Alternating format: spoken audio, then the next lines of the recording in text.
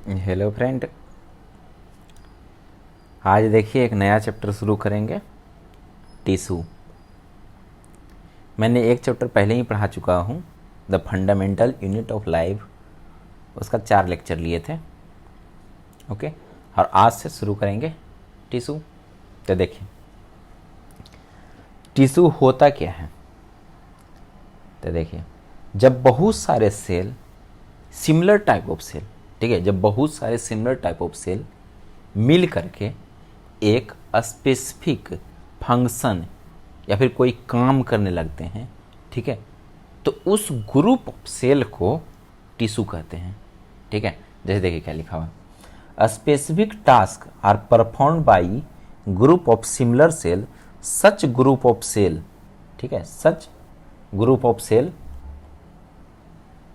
Such group of cell are called as tissue. ठीक है, अब देखिए बहुत सारा टिश्यू जब मिलेगा और एक स्पेसिफिक फंक्शन काम करने लगेगा तो उसको क्या बोलेंगे, ऑर्गेन। बहुत सारे सेल मिल करके, सिमिलर टाइप ऑफ सेल मिल करके कोई काम को परफॉर्म करते हैं या फिर कोई टास्क को परफॉर्म करते हैं तो उसको टिश्यू करते हैं। और जब बहुत सारे टिश्यू मिल करके कोई फंक्शन को परफॉर्म करते हैं तो उसको ऑर्गेन कहते हैं। ओके, देखिए क्या लिखा, several tissue performing a specific function together form a organ. Okay, अब देखिए आगे क्या लिखा है, many organ acting together to perform a specific life process form an organ system.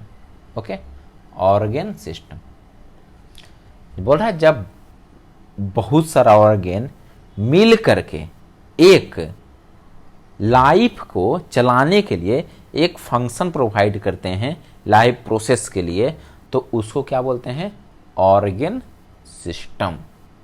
Okay, जैसे डाइजेस्टिव सिस्टम में क्या हुआ, जैसे स्टोमिक हो गया, इंटेस्टाइन हो गया, तो स्टोमिक क्या हुआ, ऑर्गेन हुआ, इंटेस्टाइन क्या हुआ, ऑर्गेन हुआ। और जब ये सारे ऑर्गेन मिल करके एक लाइफ प्रोसेस का काम कर रहे हैं, वो क्या उनका सा काम कर रहे हैं, डाइजेशन काम कर रहे हैं।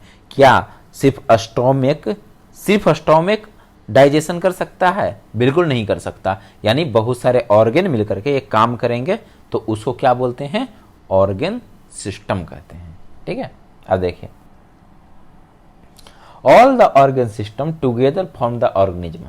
अब देखिए बहुत सारे ऑर्गेन सिस्टम मिलेंगे और वो एक बॉडी फॉर्म करेंगे, मतलब एक ऑर्गेनिज्म को फॉर्म करेंगे। जैसे digestive system, respiratory system, nervous system, excretory system, ये सब जब एक साथ मिलते हैं और कोरिलेट करते हैं तो क्या एक फॉर्म करते हैं, एक पूरा ऑर्गेनिज्म फॉर्म करते हैं या फिर बॉडी फॉर्म करते हैं। जैसे हम लोग का देखिए digestive system, respiratory system, nervous system, ये सब मिला तब ना हम लोग बने। ठीक है, तो यानी जब बहुत सारे ऑर्गन सिस्टम टुगेदर फॉर्म करते हैं, मतलब एक साथ मिलते हैं तो वो क्या बनते हैं, तो वो ऑर्गेनिज्म का फॉर्मेशन करते हैं। ओके, तो देखिए सबसे यूनिट क्या हुआ, तो सबसे यूनिट सेल हुआ। सेल से क्या बनेगा, टिश्यू। टिश्यू से क्या बनेगा, ऑर्गेन। ऑर्गेन से क्या बनेगा, ऑर्गेन सिस्टम। ऑर्गेन सिस्टम क्या बनेगा, ऑर्गेनिज्म। ओके, आप देखिए टिश्यू कितने तरह के होते हैं। The tissue are 2 types. Okay, कौन कौन टिश्यू होते हैं, तो एक प्लांट टिश्यू होते हैं, एक एनिमल टिश्यू होते हैं। जैसे सेल, ये सिंपल चीज़ें, दो तरह के टिश्यू होंगे। जैसे कि सेल के बाद में क्या करते हैं, ये सेल एनिमल सेल होते हैं, प्लांट सेल होते हैं। तो देखिए हम क्या बोले, टिश्यू कैसे बनते हैं, तब बहुत सारे सेल मिलते हैं तो टिश्यू फॉर्म करते हैं, बहुत सारे सिमिलर सेल मिलते हैं तो टिश्यू फॉर्म करते हैं। तो जब बहुत सारे प्लांट सेल मिलेंगे तो प्लांट टिश्यू फॉर्म करेंगे, और जब बहुत सारे एनिमल सेल एक जैसा सेल मिलेंगे तो एनिमल टिश्यू फॉर्म करेंगे। इधर टिश्यू 2 तरह के होते हैं, प्लांट टिश्यू और एनिमल टिश्यू। ओके, और हमको सबसे पहले क्या पढ़ना है, तो सबसे पहले प्लांट टिश्यू पढ़ लेंगे। ठीक है, जैसा एनसीईआरटी में दिया हुआ है, एनसीईआरटी का सब कुछ कवर हो जाता है। ठीक है, तो सबसे पहले प्लांट टिश्यू पढ़ेंगे, और जब प्लांट टिश्यू खत्म हो जाएंगे तो एनिमल टिश्यू पढ़ेंगे। दोनों साथ में पढ़ेंगे तो फिर कंफ्यूज हो जाता है, इसे सबसे पहले प्लांट टिश्यू पढ़ते हैं। तो देखिए प्लांट टिश्यू को उसके डिवीजन के आधार पर, ठीक है, मतलब कौन टिश्यू कितना डिवाइड कर सकता है, ठीक है, उसके आधार पर दो पार्ट में बांटा गया है। ठीक है, क्या लिखा हुआ, based on the ability to divide, it is two types. Okay, पहला कौन है, द मेरिस्टेमेटिक टिश्यू, दूसरा कौन है, परमानेंट टिश्यू। परमानेंट टिश्यू नाम से ही ऐसा लग रहा है कि ये डिवाइड नहीं करेगा। ठीक है, तो सबसे पहले क्या पढ़ेंगे, मेरिस्टेमेटिक टिश्यू। तो देखिए क्या लिखा है, मेरिस्टेमेटिक टिश्यू होता क्या है, लिखा है meristematic tissue are those tissue in which cell divide actively throughout the life of the plant. मतलब मेरिस्टेमेटिक टिश्यू वैसा टिश्यू होता है प्लांट का जो लाइफ में हमेशा क्या करता है, डिवाइड करके नया सेल फॉर्म करते रहता है ऑलवेज। इसीलिए तो बोला जाता है कि जो पौधे होते हैं, मतलब जो ट्री होते हैं, वो हमेशा पूरी लाइफ बढ़ते रहते हैं। क्यों, यही टिश्यू के कारण, कौन सा, मेरिस्टेमेटिक टिश्यू के कारण, या फिर बोल सकते हैं मेरिस्टेम सेल के कारण। ठीक है, वो हमेशा पूरी लाइफ डिवाइड करेंगे और पूरी लाइफ बढ़ते रहेंगे। ठीक है, अब देखिए मेरिस्टेमेटिक टिश्यू का कुछ प्रॉपर्टी देखते हैं। तो क्या लिखा है, meristematic tissue are cuboid in shape. इसका शेप कैसा होता है, तो क्यूब जैसा होता है। देखिए सेल वाला अर्थिन, इसका जो सेल वाल कैसा होगा, जो मेरिस्टेम सेल का जो सेल वाल होगा वो पतला होगा, थीन होगा। ठीक है, और उसके अंदर जो न्यूक्लियस होंगे वो बड़ा होंगे, यानी न्यूक्लियस इज लार्ज। ओके, देखिए न्यूक्लियस इज लार्ज।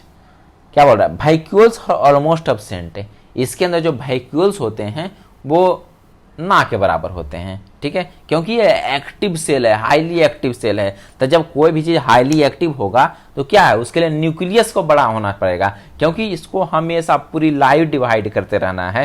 यानी इसको न्यूक्लियस को बड़ा रखना पड़ेगा, ना कि वैक्यूल्स को। ओके, बोला there are no intercellular space. इसमें क्या होता है कि मेरिस्टेमेटिक टिश्यू, मतलब जैसे दो सेल मिलेंगे तो उसके बीच में कुछ स्पेस बनता होगा। ठीक है, तो इसमें कोई स्पेस नहीं होता है, मेरिस्टेमेटिक टिश्यू में कोई इंटरसेलुलर स्पेस नहीं होते हैं। देखिए अब क्या बोल रहा है, new cell that produce transform into matured permanent cell. देखिए क्या बोल रहा है, जैसे मेरिस्टेम सेल डिवाइड किया, ठीक है, दो सेल बनाया, अब वो दोनों सेल मेरिस्टेम सेल नहीं बनेंगे। ठीक है, वो क्या बनेंगे, तो वो बनेंगे परमानेंट सेल। ठीक है, जैसे दो सेल, मेरिस्टेम सेल से दो सेल डिवाइड हुआ, वो डिवाइड होकर के मैच्योर होंगे। अब मैच्योर होंगे तो वो मेरिस्टेम सेल नहीं होंगे बनेंगे, वो क्या बन जाएंगे, मैच्योर होकर ट्रांसफॉर्म हो जाते हैं परमानेंट सेल में। यही लिख रहा है, new cell that produce transform into mature permanent cell. Okay, अब देखिए बोल रहा है बेस्ड ऑन लोकेशन, मतलब कौन सेल कहां पर ही है, meristematic tissue are three types. Location के आधार पर मेरिस्टेमेटिक टिश्यू को तीन भागों में बांटा गया है। कौन कौन, तो एपिकल मेरिस्टेम, इंटरकैलरी मेरिस्टेम और लेटरल मेरिस्टेम। लेटरल मेरिस्टेम को कैम्बियम मेरिस्टेम भी कहते हैं। ठीक है, तो देखिए एक एक करके समझते हैं कि ये तीनों मेरिस्टेम होते क्या हैं। ठीक है, तो देखिए पहले एपिकल मेरिस्टेम। ठीक है, तो ये कहाँ पाए जाते हैं, एपिकल मेरिस्टेम कहाँ होते हैं, तो बोल रहा है at the apex of root, stem and branches. ठीक है, मतलब एपिकल मेरिस्टेम वहाँ होंगे जो एपिक्स, मतलब जो सबसे शुरू का जो पार्ट होता है ना, जो हमेशा डिवाइड करते आगे बढ़ते चला जाता है। ठीक है, तो उसको बोलते हैं एपिक्स। तो रूट के एपिक्स में, स्टेम के एपिक्स में, और ब्रांच जो फूटते हैं, स्टेम जो ब्रांच फूटते हैं स्टेम जैसे, उसमें भी कहाँ पाए, कौन मेरिस्टेम पाया जाएगा, तो एपिकल मेरिस्टेम पाया जाएगा। अब देखिए इंटरकैलरी मेरिस्टेम कहाँ पाया जाता है, तो बोल रहा है at the base of leaves. ठीक है, लोकेटेड नियर द नोड्स। बोल रहा है कि इंटरकैलरी मेरिस्टेम नोड्स के बीच में पाए जाते हैं। जैसे दो जैसे कोई शुगर केन लेते हैं, तो शुगर केन में ये रहता है, धारी रहता है, दो गो नोड बना हुआ रहता है। ठीक है, जिसको दो नोड होता है ना जहाँ से रूट निकलते रहते हैं, ठीक है, हल्का हल्का, ठीक है, तो उसको नोड कहते हैं, ठीक है। तो वहाँ से लिप्स निकलते हैं और वहीं पर क्या होता है, वहाँ इंटर कैलरी मेरिस्टेम पाए जाते हैं, ठीक है। तो ये बोल रहा है at the base of lips, मतलब लिप्स के जहाँ बेस, लिप्स जहाँ से निकलता है, या फिर बोलेंगे कि नोड के पास कौन सा मेरिस्टेम पाया जाता है, तो इंटर कैलरी मेरिस्टेम पाया जाता है। अब देखिए कैम्बियम मेरिस्टेम, तो बोल रहा है present at the lateral axis, ठीक है, present at the lateral axis parallel to the periphery of the stem और रूट। कैम्बियम मेरिस्टेम कहाँ पाए जाते हैं, तो ये पाए जाते हैं जो लेटरल एक्सिस होते हैं, लेटरल एक्सिस पे पाए जाते हैं, वो कहाँ होते हैं, तो स्टेम और रूट जो होते हैं ना उसके पेरीफेरी पार्ट में पाए जाते हैं, ठीक है। वहाँ पर कौन मेरिस्टेम पाया जाएगा, तो कैम्बियम मेरिस्टेम पाए जाते हैं। अब देखिए, अब तीनों का फंक्शन याद करते हैं, समझ लेते हैं। एपिकल मेरिस्टेम का फंक्शन क्या है, तो एपिकल मेरिस्टेम का function increase in height of the point plant. ऐसा क्यों लिखा है, तो हम बता चुके हैं, क्योंकि वो एपिक्स रीजन में पाए जाते हैं, जो इंक्रीज कर रहे हैं, ठीक है, वहां पर ही पाया जाता है एपिकल मेरिस्टेम। तो वहां पर क्या होगा, वहां पर सेल डिवाइड होगा, आगे बढ़ते जाएगा, सेल डिवाइड होगा, आगे बढ़ते जाएगा, ठीक है। तो इससे क्या होगा, इससे जो प्लांट का है वो हाइट बढ़ेगा, ठीक है। तो यानी एपिकल मेरिस्टेम का फंक्शन क्या है, increase in height of the plant. और इंटर कैलरी मेरिस्टेम का फंक्शन क्या है, तो बोल रहा है remain active only for short period, rapid stem elongation to the tissue at the base of leaves allow the regrowth of leaves when they are generate। तो ये कहाँ, इसका फंक्शन क्या है कि ये है, इस जो इंटरकैलरी मेरिस्टेम है वो ज़्यादा देरी के लिए एक्टिव नहीं रहते हैं, और ये स्टेम के इलोंगेशन में काम आते हैं। और कहाँ काम आते हैं, तो जैसे कोई लीव्स है, वो क्या हुआ है, डैमेज होकर के गिर गया है, ठीक है, मतलब वो नीचे गिर गया है डैमेज होकर के, तो वहाँ पर कोई और नया लिप्स आना चाहिए। तो वहीं पर ही कोई दूसरे लिप्स को रीग्रोथ, मतलब फिर से उसको ग्रोथ करवाता है, ठीक है। वो कौन करवाता है, तो इंटर कैलरी मेरिस्टेम करवाते हैं। अब देखिए कैम्बियम मेरिस्टेम का फंक्शन क्या है, तो ये बोल रहा है कि जैसे देखिए क्या बोला, क्या स्टेम के पेरीफेरी में पाया जाएगा, ठीक है। तो वो सिंपल है, जब पेरीफेरी में पाया जाएगा तो उसका मोटाई बढ़ाएगा, ठीक है, जो उसका जो मोटाई होता है, मतलब जो रेडियस है उसको बड़ा करते जाएगा, ठीक है। तो जो रेडियस बड़ा कर रहा है कौन, तो कैम्बियम मेरिस्टेम, समझ गए।